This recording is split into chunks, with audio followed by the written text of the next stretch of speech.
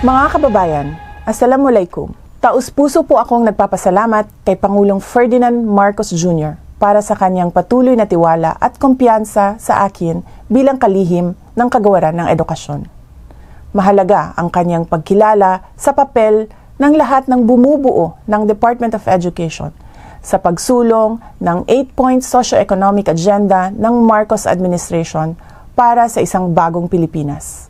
Nagpapasalamat din ako kay Apo BBM sa kanyang paggalang sa aking mga paninindigan. Katulad na lang ng aking pagtutol sa pera kapalit ang pirma sa People's Initiative.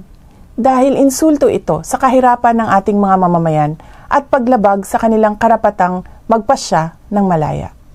At sa halip na charter change, lutasin muna natin ang kahirapan, mataas na presyo ng bilihin, kawalan ng trabaho at hanap buhay, seguridad, at marami pang ibang issue na pasan-pasan ng mga Pilipino. Ang paggalang ay isang natatanging asal na ipinakita ng Pangulo sa ating lahat, kung kaya't galangin din sana natin ang opinyon at paniniwala ng ibang tao, kasama na ang ating mga kamag-anak. May respeto ako sa mga pananaw at opinyon ni dating Pangulong Rodrigo Duterte, pati na ng aking mga kapatid. Ngunit katulad ng posisyon ko sa maraming mga issue, hindi kailangan na sumasang-ayon ako sa lahat ng mga ito.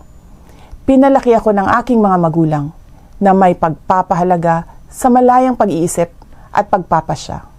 Para sa akin, laging nangunguna ang katapatan ko sa paglilingkod sa bayan. Uunahin ko ang edukasyon ng ating kabataan at kapayapaan ng bayan. Uunahin ko ang Pilipinas. Syukran.